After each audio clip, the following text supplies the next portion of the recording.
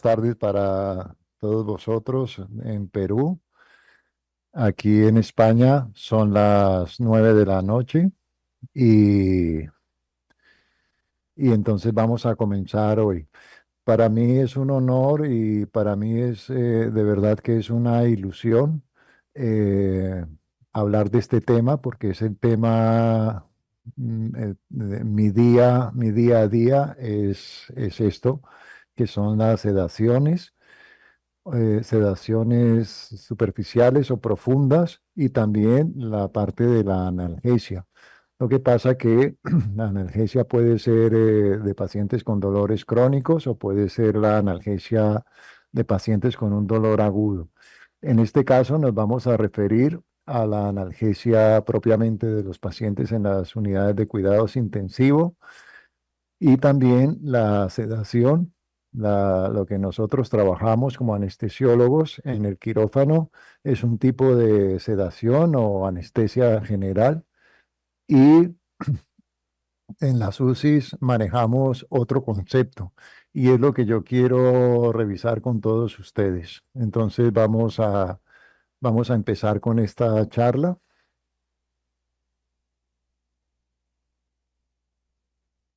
Eh, En primer lugar, habíamos acordado para hablar un poco el primer tema, lo que es la sedación o sedoanalgesia, sedación y analgesia en el paciente en la unidad de cuidados intensivos. Y entonces hay muchos fármacos que nosotros podemos elegir y es lo que yo quiero revisar de cada uno de estos fármacos, mirar cuál es la indicación de uno u otro y cuáles son más sedantes, cuáles son más analgésicos, etcétera. Y luego miraremos, vamos a revisar cómo valoramos a los pacientes, cómo cuidamos a los pacientes. Es lo que de lo que se va a tratar esta charla. Eh, en primer lugar, y les había dicho que para mí es un honor hablar de este tema, específicamente de este tema. ¿Por qué? Porque una sedación adecuada y un tratamiento adecuada es lo que representa la calidad de atención en el paciente en la unidad de cuidados intensivos. Entonces, mm, yo pienso que este tema es el más importante de todo, de todo este programa. Saber cómo sedar a un paciente o cuánto debemos sedar a un paciente y cómo vamos a manejar la analgesia del paciente. Y antes de empezar de revisiones de farmacología y de estadísticas y todo, casi que les voy a empezar como si fuera una novela, diciendo que estar en una UCI es una experiencia humana dramática para todos, para un niño, para una señora, para un hombre, en cualquier situación. Estar en una UCI es una experiencia difícil, traumática para cualquier persona. Eh, y una de las razones de que esa situación sea dramática, una de esas condiciones que genera ese drama es el dolor. Entonces, el dolor es uno de la vivencia más desagradable cuando un paciente está en la UCI. Cuando un paciente ha estado en la UCI, le preguntan los familiares, ¿y qué tal? ¿Cómo ha ido? Me lo he pasado mal, he tenido mucho dolor, me han hecho mucho daño, he tenido tubos, he tenido muchas cosas. Entonces, y ya les digo que no estoy hablando de temas propiamente científicos o publicados, sino como una novela. Estar en una UCI es una experiencia muy desagradable que marca a una persona y una de esas causas es el dolor. Entonces, es importante vigilar ese aspecto del dolor. Y no solamente por la vivencia emocional para el paciente, sino que ese dolor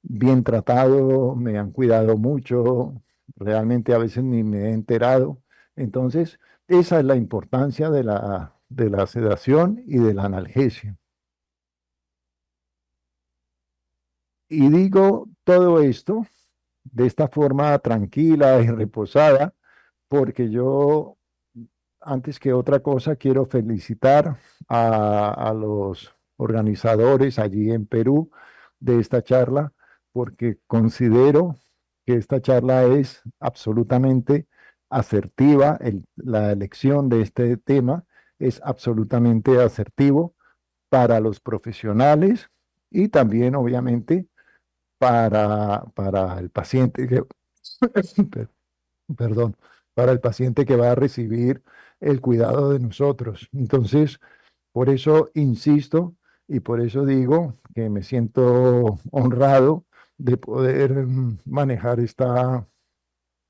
este tema.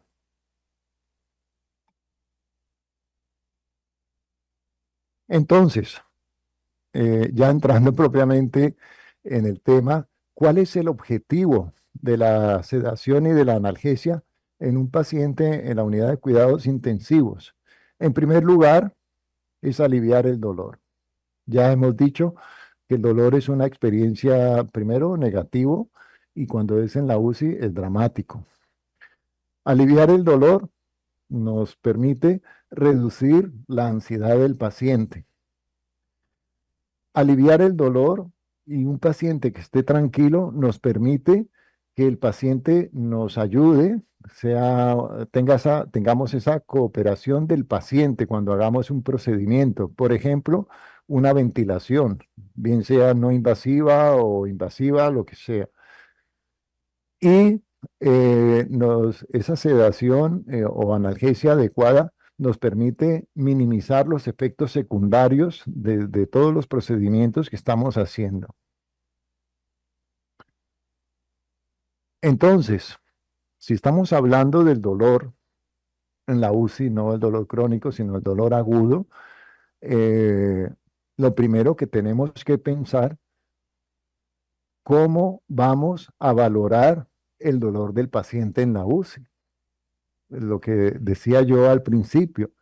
El paciente puede estar despierto, podemos hablar con el paciente, pero podría ser que el paciente está intubado y bajo los efectos de un relajante muscular. Entonces, una primera valoración es lo que nosotros llamamos esa valoración clínica, que es hay varias escalas, pero las que más se utilizan es la escala visual analógica, la EVA, que que nos da, nos sirve como referencia de la intensidad del dolor que el paciente está teniendo. Y hay otra escala que es un poquito más compleja, la vamos a revisar cada uno, que se llama la escala del comportamiento del dolor. En inglés, el Behavior Pain Scale, que permite una valoración un poquito más precisa. Y bien sea como una escala o bien los signos clínicos, eh, es muy importante que el manejo que hagamos al paciente sea un tratamiento específico para el paciente. Y lo voy a volver a repetir, el manejo del dolor tiene que ser específico para cada paciente, sin protocolos. Eh, Aquí ven ustedes esta primera escala, que es una escala gráfica que se ideó inicialmente sobre todo para los niños. Entonces, empezando desde 0 hasta 10 y luego se tradujo para los pacientes adultos. Se le pregunta, ¿cuál es la intensidad de su dolor? Entonces el paciente puede decir, no, no, no me duele mucho, de 0 a 2, vale. Pues esto que pone aquí el color verde, no pain, o puede ser, tengo de 3 a 5, que es un dolor medio, moderado, o un poquito más severo, o un dolor el peor de todos, que es de 10 puntos. Repito que esto se ideó inicialmente pensando en los niños. Los niños a veces no nos expresan nada, pero viendo su cara, su carita, entonces podemos nosotros mismos poner la valoración, el puntaje de lo que el niño está expresando en su cara. Y entonces esta es la escala inicial. Luego está esta otra escala que ya no depende de lo que el paciente nos manifieste, sino depende del comportamiento que tenga el paciente según la intensidad del dolor. Entonces, vamos a valorar la expresión facial, igual que la valoración de la EVA, si la cara está relajada o está un poquito más tensa, o que es un paciente que ya está con muecas, entonces incrementa la puntuación. Repito, la expresión facial, pero luego está los movimientos del miembro superiores. Entonces, si el paciente está relajado, pues nos está indicando que probablemente no tenga dolor. Si el paciente está un poco contracturado, parcialmente, es que quizás hay algo de dolor. Si está totalmente flexionado, es que la intensidad del dolor es mayor, o bien puede ser un paciente que esté totalmente contraído. Eso es una intensidad mayor del dolor. Y la otra cosa, sobre todo en pacientes que están sometidos a una ventilación mecánica, puede tener un paciente que está adaptado a la máquina de ventilación y que tolera el aparato, tolera los movimientos, está adecuado, o puede ser un paciente que tolera poco la ventilación, con tos o con sensación de cuerpo extraño, lo que sea, o puede ser un paciente que simplemente nos cuesta ventilar, lucha contra el ventilador, o simplemente en medida extrema es imposible controlar esa ventilación, es decir, el paciente está luchando contra el ventilador. Entonces allí sí que tenemos que indicar y establecer un plan estratégico para que el paciente se adapte al ventilador. Eso es el Behavior Pain Scale.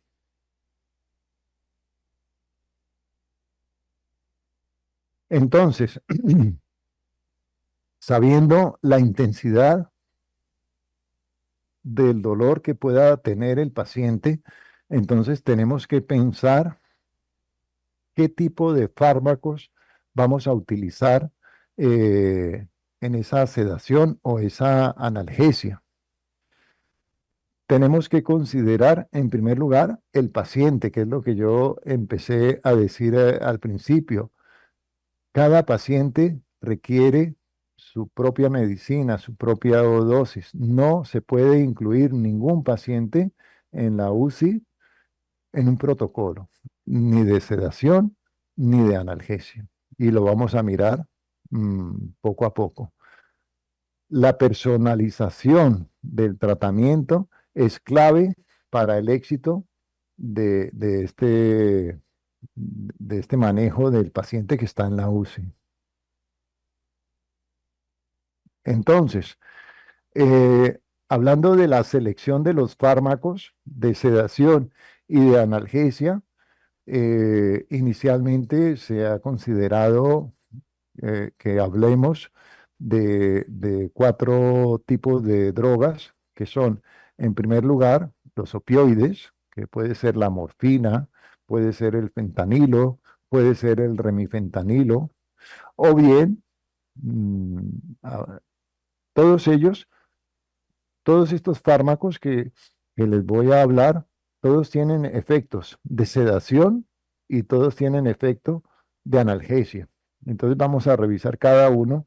Repito, primero los opioides, en segundo lugar están las benzodiazepinas, en tercer lugar están los hipnóticos, que actualmente básicamente lo que utilizamos es el propofol.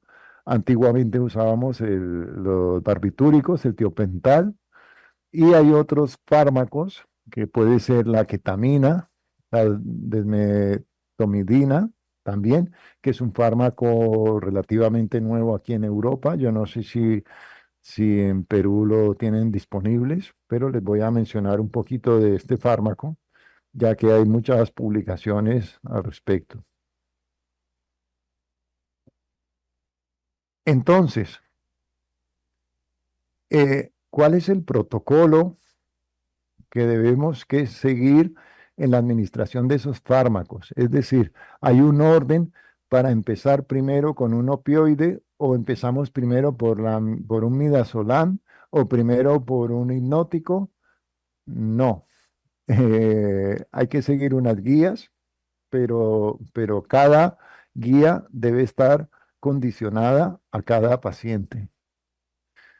Es fundamental que el paciente esté monitorizado, obviamente, en la parte hemodinámica, en la parte respiratoria, y entonces nosotros vamos a ajustar las dosis de cada uno de los fármacos dependiendo del paciente. Es importante cuando hacemos esta monitorización, buscamos el objetivo de ese protocolo es maximizar la seguridad del paciente, porque todos estos fármacos tienen efectos, tiene cosas buenas, pero tiene efectos secundarios que a veces son bastante graves. Entonces, vuelvo y repito, la personalización del tratamiento es clave para lograr un objetivo bueno para el paciente.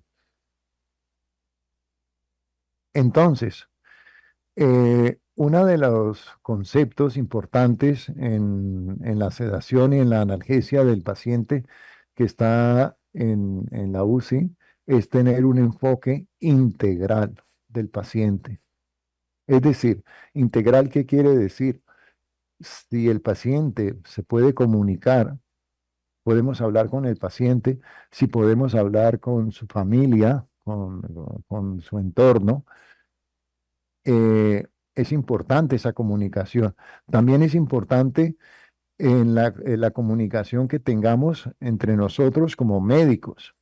Es decir, porque normalmente en las UCI normalmente manejamos los anestesiólogos, pero también están los intensivistas, los médicos de medicina interna, están los fisioterapeutas, y si es un niño, pues estará un pediatra. Entonces, esa coordinación entre los diferentes especialistas es muy importante, que eso es lo que hace el enfoque integral, no es solamente el manejo, el protocolo que tengamos nosotros en la UCI, no, tenemos que atender la sugerencia del pediatra, por ejemplo, o del fisioterapeuta, por ejemplo.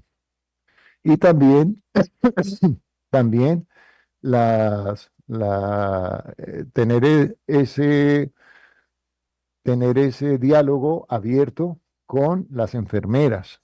Es muy importante para hacer para darle ese tratamiento integral al paciente.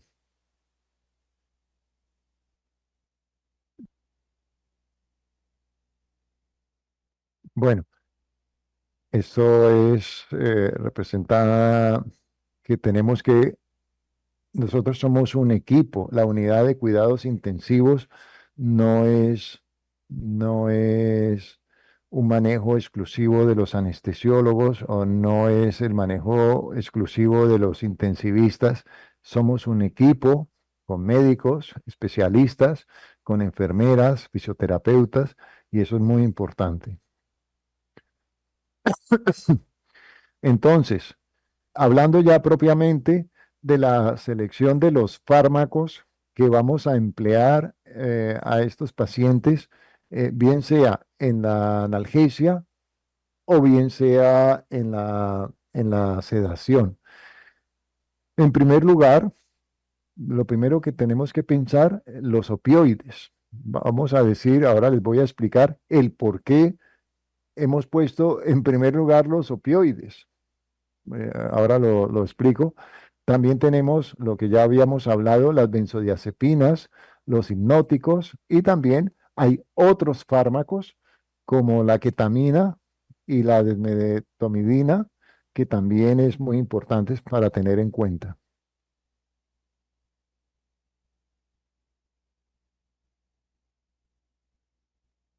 Entonces, si nos centramos ahora propiamente nos olvidamos el resto de los fármacos y entramos propiamente en el tema de los opioides. En las unidades, los opioides puede ser, sobre todo nosotros los que manejamos unidades del dolor crónico, existen muchos opioides, unos son de vía oral, otros son de uso cutáneo, otros son de uso nasal, pero básicamente en las unidades de cuidados intensivos nosotros manejamos opioides por vía intravenosa. Entonces, básicamente manejamos tres tipos de opioides: la morfina, el fentanilo y el remifentanilo. Mm, tienen muchas, tienen muchas similitud entre ellos, pero también hay diferencias entre ellos. Eh, Como ustedes saben, los opioides son los analgésicos más potentes que hay.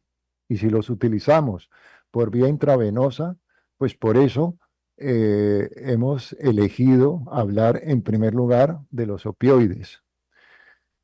Y hemos empezado esta charla diciendo que estar en una UCI es una experiencia absolutamente desagradable para cualquier persona. Es una experiencia dramática.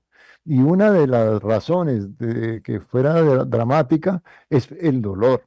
Entonces, por eso empezamos por los opioides. Hay que mirar cómo vamos a tratar el dolor.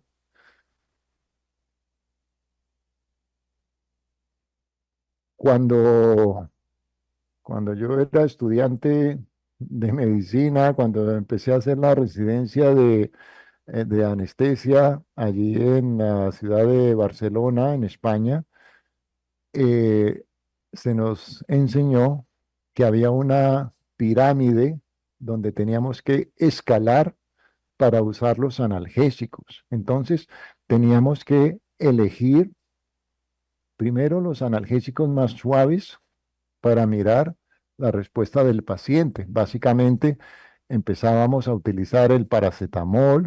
El paracetamol es lo que en Latinoamérica se llama el acetaminofén, pero es lo mismo. Paracetamol o acetaminofén es lo mismo. O luego los AINES. Luego, según la respuesta del paciente, subíamos esa escalera y utilizamos otros adyuvantes para potenciar o para ayudar el efecto de los AINES. Y luego, en última escala, la escalera máxima era llegar hasta los opioides. ¿Por qué les represento esta diapositiva? Porque eso es obsoleto. Eso no tienen en este momento ni el dolor agudo ni el dolor crónico. No es válida esta diapositiva. No se debe usar esta pirámide que a nosotros se nos enseñó hace 30 años. Esto no es válido. Entonces,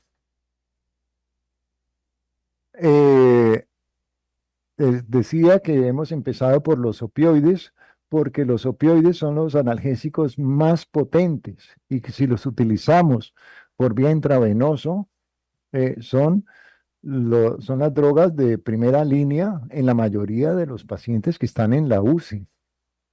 Entonces, probablemente antes que empezar un paracetamol o cualquier AINE, si el paciente tiene dolor, empezamos casi siempre por opioides.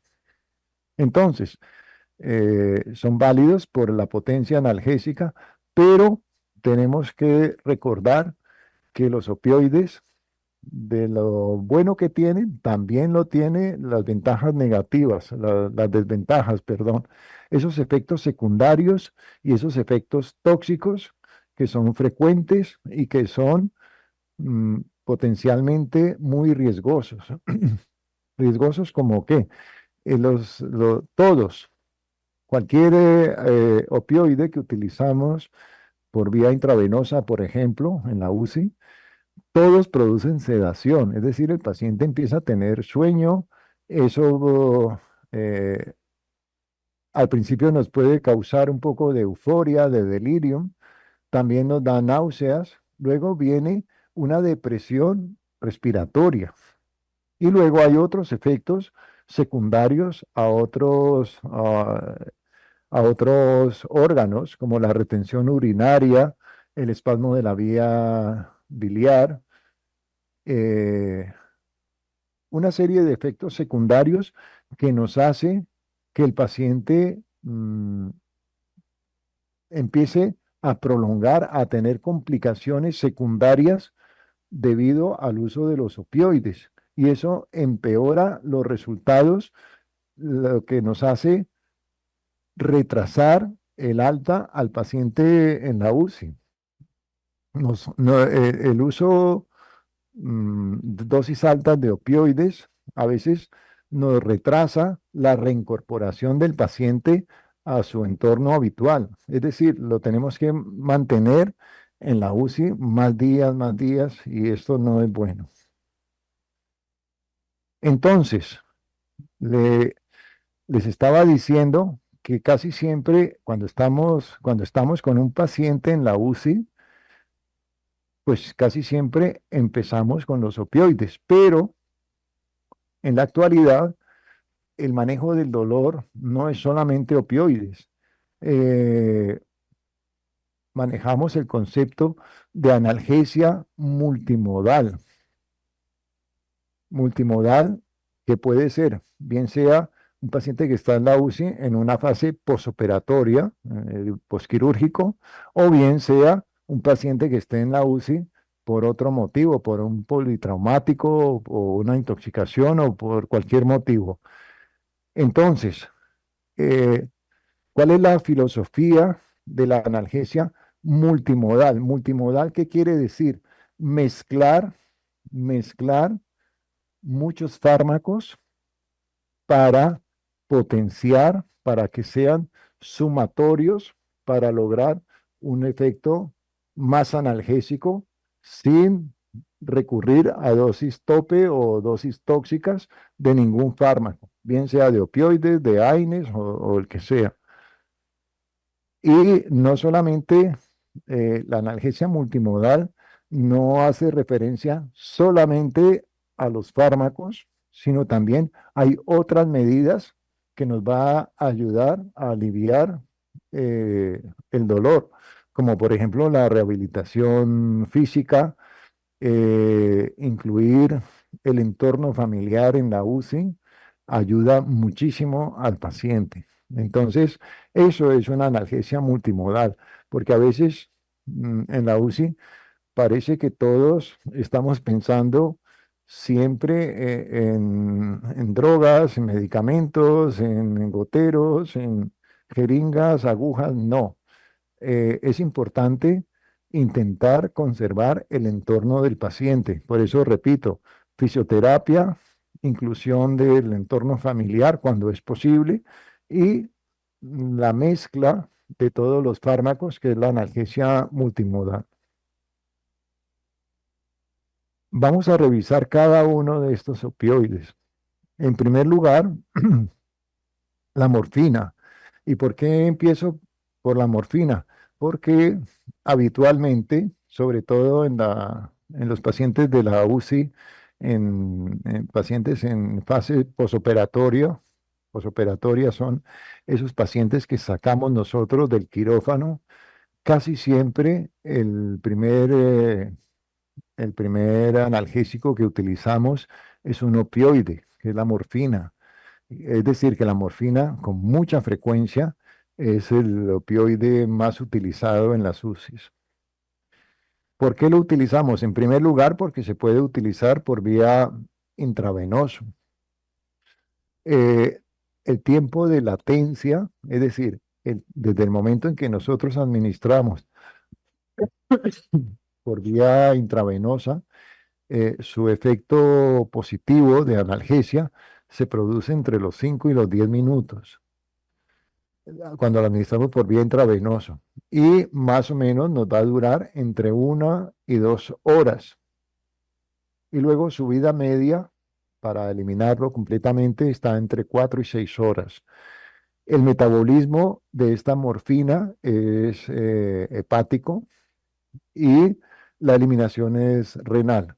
Entonces, la morfina la podemos manejar por vía intravenosa como bolus, vamos repitiendo pequeños bolus hasta que logramos una analgesia adecuada para el paciente, o bien no bolus intermitentes, sino utilizar una infusión continua de morfina. ¿De qué depende el que utilizamos bolus o una perfusión continua? Dependiendo de la patología del paciente. Si vemos que es un paciente que tenemos previsto que se va a prolongar su estancia en la UCI, casi que preferimos utilizar una perfusión continua. Si es un paciente que está previsto que en 6, 8 horas se va a marchar de la UCI, en un posoperatorio, por ejemplo, entonces casi preferimos utilizar dosis intravenosas cada 4 horas o lo que sea. El fentanilo. El fentanilo está de moda, ya lo saben ustedes, porque el fentanilo es la causa número uno de mortalidad en los Estados Unidos entre los 25 y los 45 años. Pero la mortalidad es casi siempre el fentanilo. El fentanilo se puede utilizar por vía nasal, se puede utilizar sublingual, se puede utilizar subcutáneo, se puede utilizar intravenoso, pero básicamente, o en parches también, en cutáneo. Pero el fentanilo básicamente nosotros lo utilizamos siempre por vía en el dolor crónico, en el dolor agudo, en la UCI, por vía intravenosa. ¿Cuál es la diferencia del fentanilo y la morfina? Los dos son opioides, pero el fentanilo eh, es una molécula que es 100 veces más potente que la morfina. Por otro lado, igual que hablábamos que el tiempo de latencia de la morfina, es decir, desde el momento en que administramos la medicación intravenosa, que la morfina era entre 5 y 10 minutos para obtener una respuesta positiva de alivio del dolor, el fentanilo, el tiempo de latencia es muy rápido, entre 1 minuto y 2 minutos, el paciente está sin dolor. Eh, el fentanilo, hay que destacar que se puede ir, si lo vamos utilizando repetidamente, se va acumulando en el tejido graso. Y eso que nos representa, que la eliminación va a ser más prolongada que no la morfina. Aunque el fentanilo, el tiempo de acción es más corto, si lo hemos utilizado de forma habitual en varios días, probablemente la eliminación total del fentanilo va a ser más lento que no la morfina.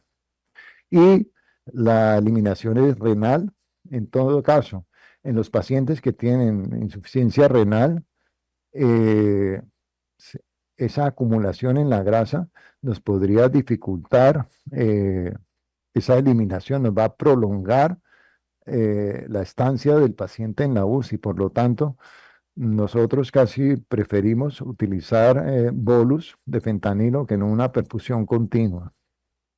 Las dosis es lo que está puesto allí, son dosis más o menos 0,5 microgramos por kilo, si lo utilizamos en bolus, o hacer perfusiones de 1 a 5 microgramos por kilo por hora en perfusiones continuas. Y luego, el tercer opioide, básicamente en la UCI utilizamos tres opioides, básicamente, aunque hay otro, la dolantina también, pero básicamente estos tres, la morfina, el fentanilo, y este es el remifentanilo, que es el opioide probablemente el más nuevo que nosotros tenemos, aunque no es propiamente muy nuevo, ya tiene más de 20 años, pero es el más reciente en la industria farmacéutica. Entonces, el fentanilo nosotros lo utilizamos mucho cada día en el área quirúrgica, en los pacientes que están en una cirugía, pero también lo utilizamos con mucha frecuencia en los pacientes en la unidad de cuidados intensivos, aunque no sea una cirugía. El remifentanilo es un derivado del fentanilo y la diferencia es que su el tiempo de latencia, es decir, desde el momento en que ponemos esa medicación por vía intravenosa, su efecto es ultra corto, es decir, menos de un minuto. Hemos dicho que el fentanilo es de 1 a 2 minutos como máximo, el remifentanilo pues menos de un minuto.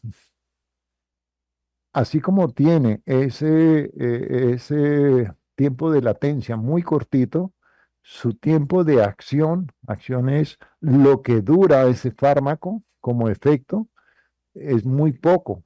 Es decir, cuando administramos un bolus, por decir algo, un bolus de fentanilo, su efecto dura entre 3 5 minutos, como máximo 10 minutos. Y luego desaparece el efecto. ¿Eso qué significa? Si lo estamos utilizando en un quirófano, el paciente tiene un dolor, le administramos un bolus de remifentanilo, pero al cabo de 5 minutos el paciente sigue teniendo dolor porque desaparece el efecto. Entonces nosotros habitualmente no utilizamos el remifentanilo en bolus, habitualmente. Nosotros utilizamos el remifentanilo en perfusión. Su potencia analgésica es como el fentanilo a dosis equipotentes. Su metabolismo es plasmático. Entonces, es una buena opción en pacientes que tienen problemas hepáticos o problemas renales. Y eh, ya he dicho que todos estos medicamentos, los opioides, hablando de los opioides, tienen un efecto de analgesia, obviamente, que son los mejores analgésicos, pero también tienen un efecto de sedación. Entonces, el uso del remifentanilo por vía intravenosa, perfusión, eh, como analgésico y como sedante es bastante válido aquí. Entonces, como les había dicho al principio, hablando de los opioides en general, los opioides tienen unos efectos secundarios y no me voy a referir solamente a la morfina, ni me voy a referir solamente al fentanilo, ni solamente al remifentanilo. Todos tienen los mismos efectos adversos. ¿Cuáles son? En primer lugar, la sedación. En segundo lugar, y el más importante quizás tener en cuenta, la depresión respiratoria. Luego, otros efectos que son importantes, pero que no tan graves, digamos, las náuseas y los vómitos, el ilio, el estreñimiento, esa retención urinaria y muchos pacientes un delirium post uso de opioides. Todos estos efectos secundarios, un paciente que está sedado, un paciente que ha tenido, que no respira bien, que está desaturando, todo esto nos hace que el paciente requiere más tiempo de estar en la UCI. Entonces, tiempos más prolongados en la UCI empeora los resultados de los pacientes. Es decir, cuanto antes podamos dar alta al paciente de la UCI a otra habitación, será más conveniente para el paciente. Entonces, eso es lo más importante, valorar ese balance entre los efectos positivos y los efectos adversos de los opioides. Les vuelvo a poner esta diapositiva, ¿por qué? Porque les he dicho, y lo vuelvo a repetir aquí, esto es obsoleto. Mm, No, no tenemos que pensar en escalar esa pirámide para llegar a los opioides. Cuando hablamos de la UCI, casi siempre de entrada ya empezamos con los opioides.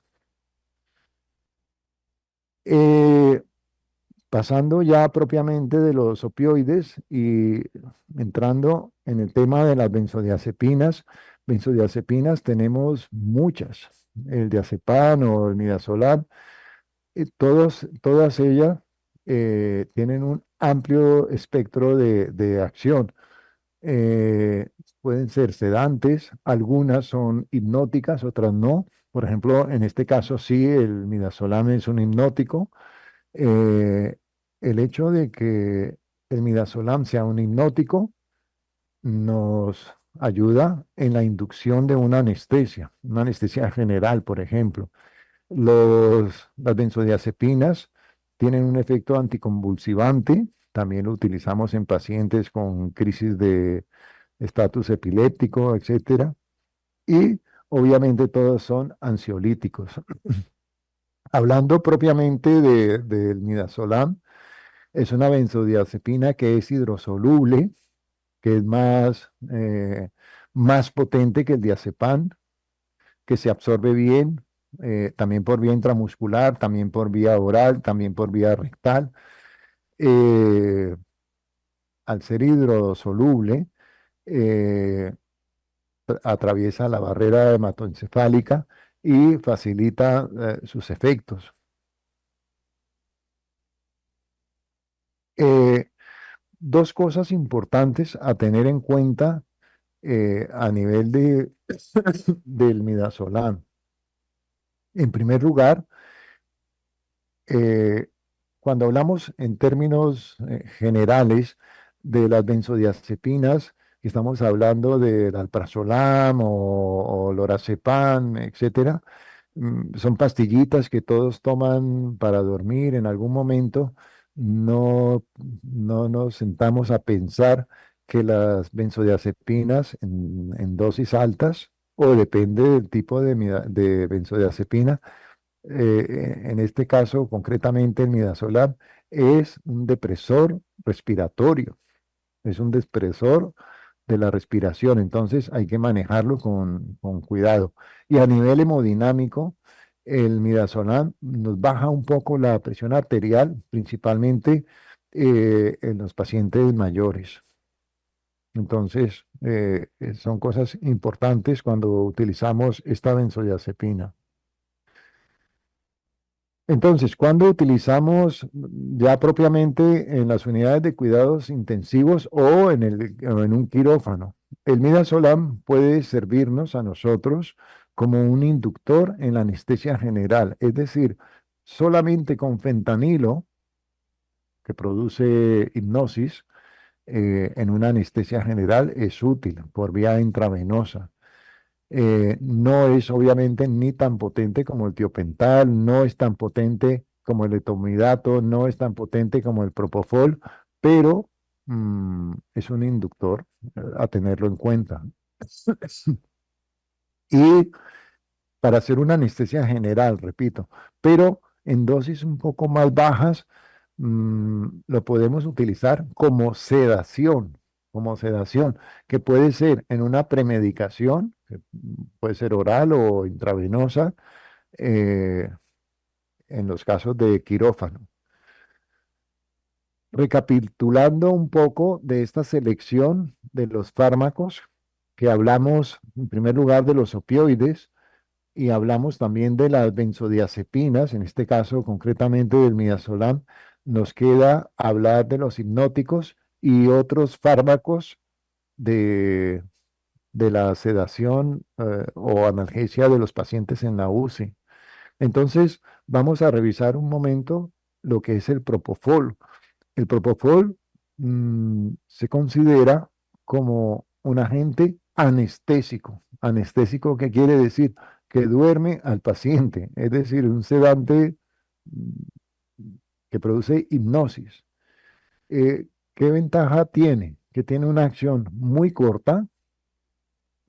Cuando lo administramos por vía intravenosa a las dosis que corresponde, normalmente en menos de un minuto el paciente está completamente dormido. Y ese tiempo de latencia, que es corto, luego la recuperación de ese efecto secundario también es corta. Es decir, si nosotros elegimos en una anestesia general hacer una inducción con propofol y mantenemos al paciente dormido con propofol, cuando se termina la cirugía, el paciente se despierta muy rápido. Entonces, el, el propofol se puede utilizar bien sea en el inicio de una anestesia general como inductor o también puede utilizarse en el mantenimiento de toda la anestesia, bien sea 1 hora, 2 horas, 3 horas, es decir, en perfusión continua nos permite mantener en un plano anestésico adecuado.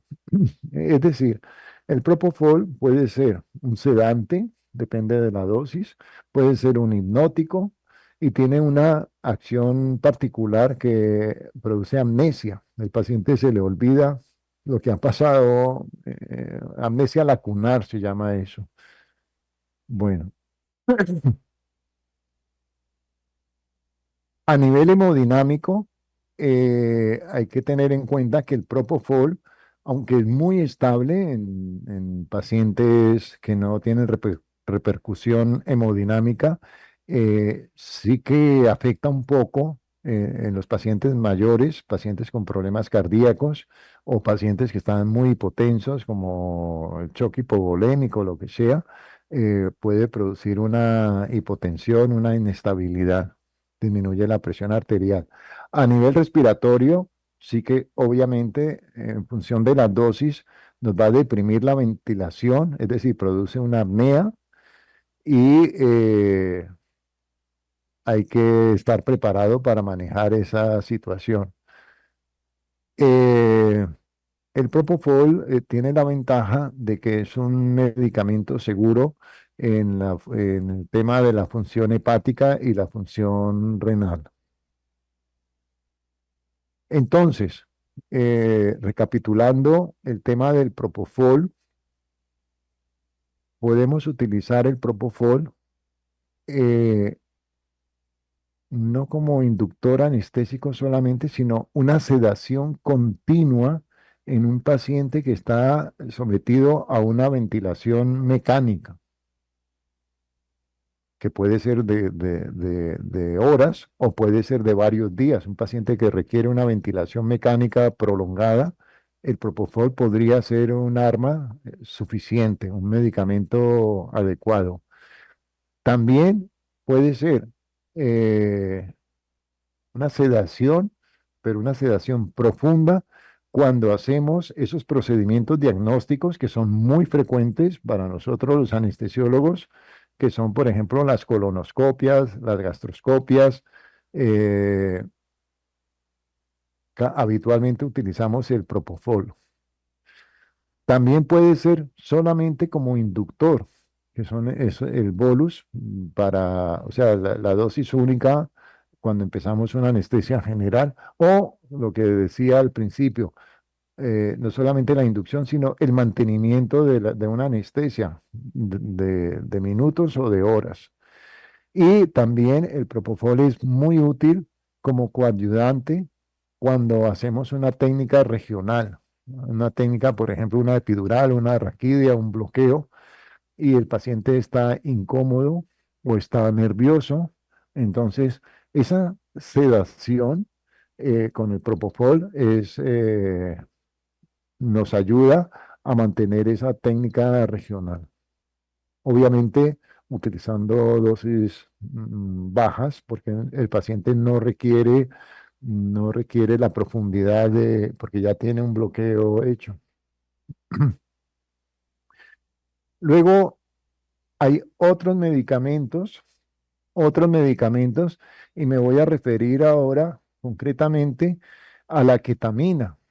La ketamina, eh, más que describirlo, la ketamina es un fármaco antiguo, se utiliza bastante y yo creo que ahora se está utilizando más que antes. Primero, estaba de moda, luego pasó en desuso y ahora se está utilizando quizás cada vez más, porque no se describe como un sedante, no se describe como un hipnótico, se describe como un anestésico. ¿Anestésico qué quiere decir?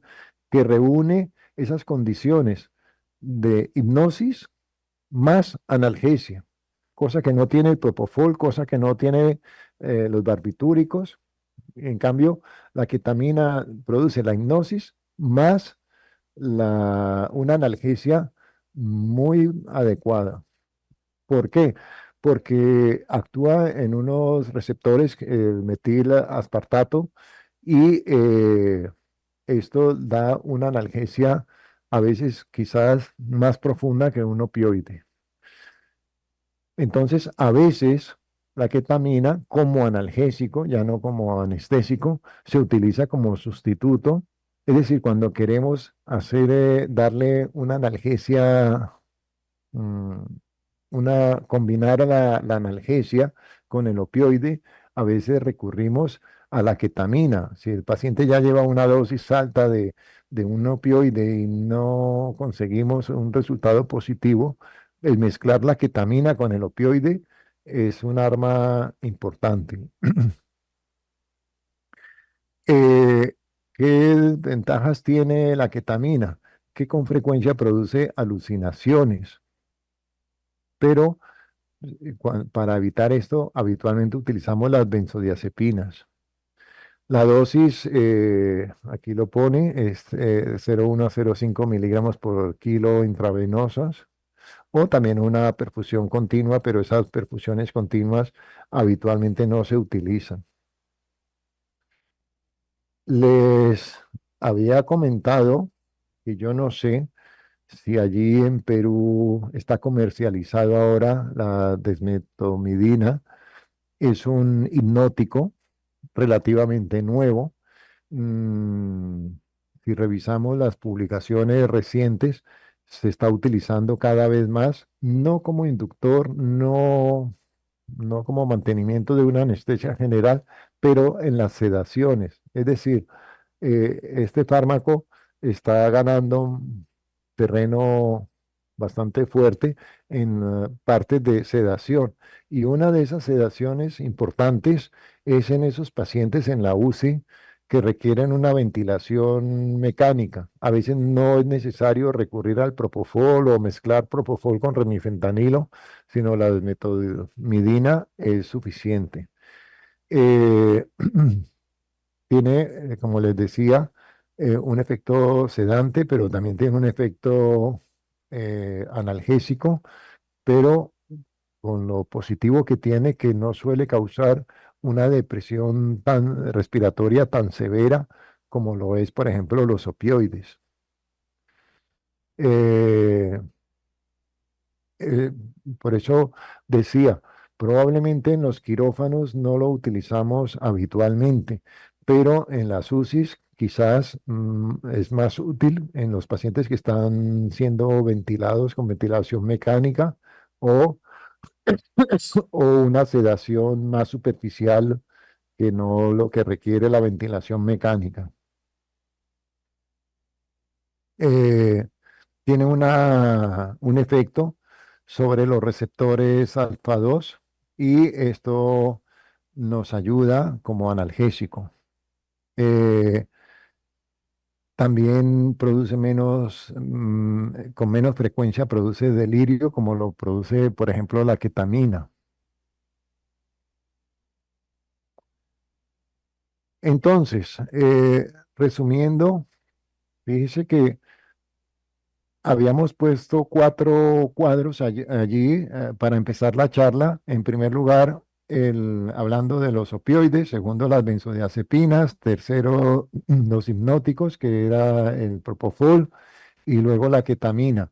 Pero cualquiera de estos fármacos, el ideal de cualquier fármaco es eh, un fármaco que no nos produzca esos efectos secundarios, como es la depresión respiratoria o el colapso cardiovascular, que no sea tóxico y que tenga una vida media corta. ¿Por qué corta? Porque si necesitamos que el paciente se recupere pronto, pues si es una vida media, pues no nos es tan útil.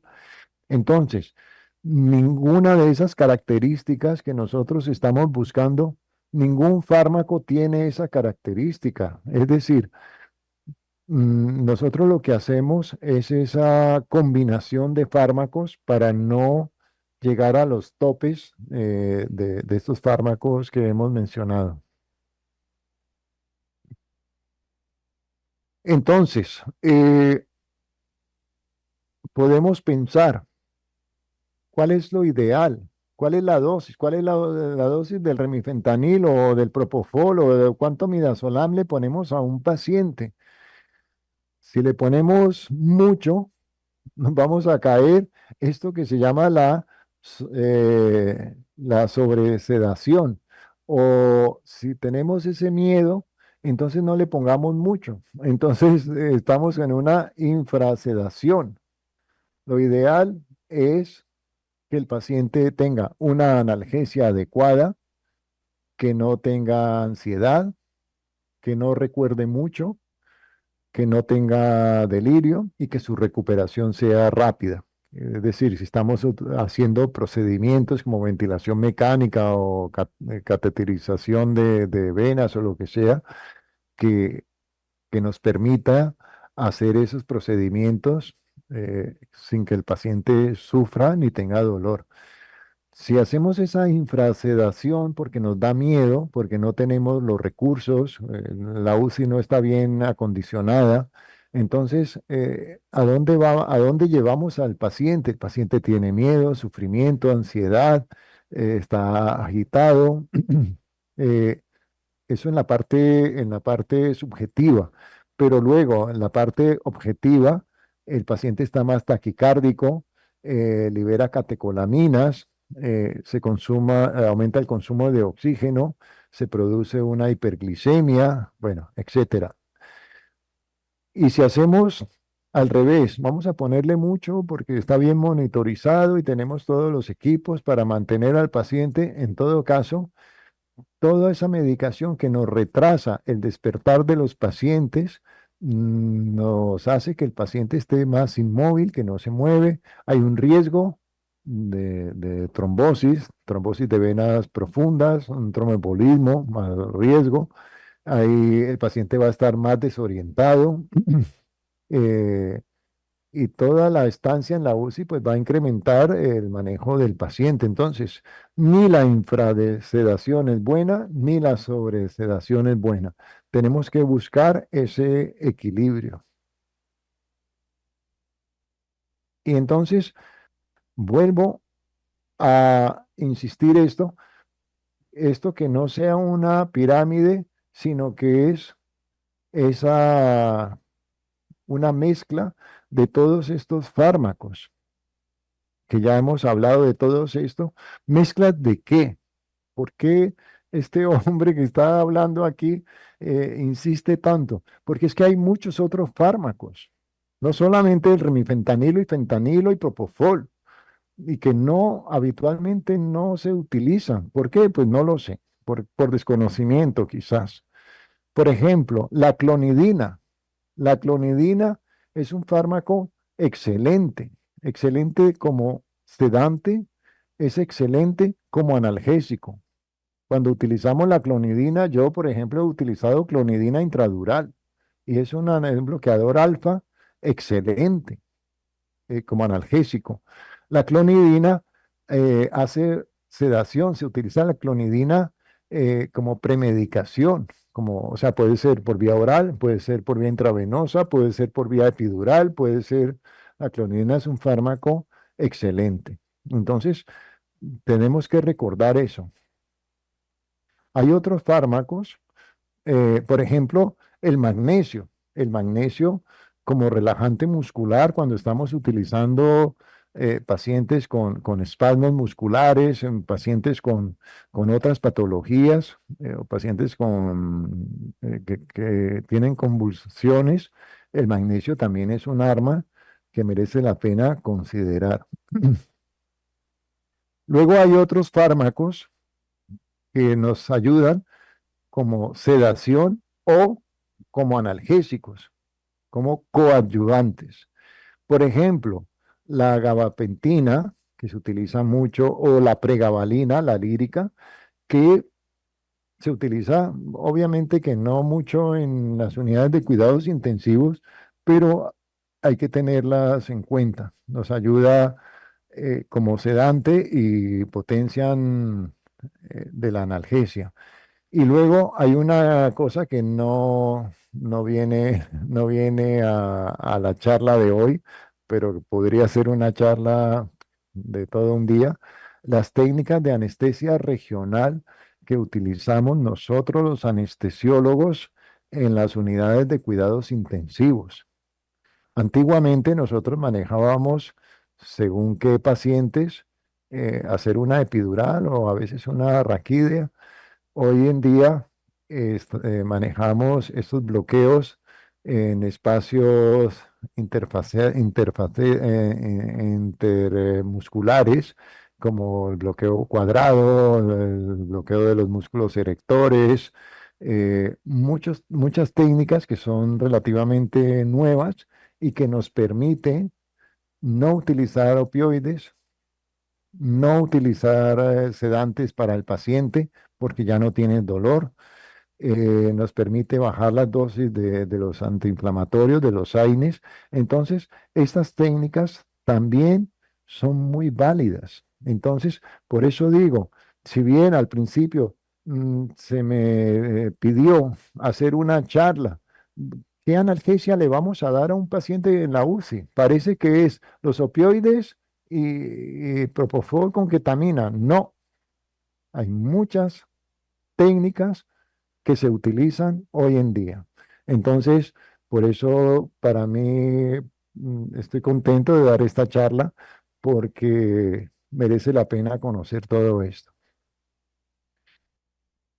Entonces, en resumen, en la sedación y en la analgesia en la UCI, tenemos que tener un concepto que el enfoque del paciente es multimodal, no es de opioides. Hay técnicas que a veces ya no utilizan ni siquiera un opioide, utilizan otras técnicas. Entonces, el enfoque del paciente y su patología es multimodal.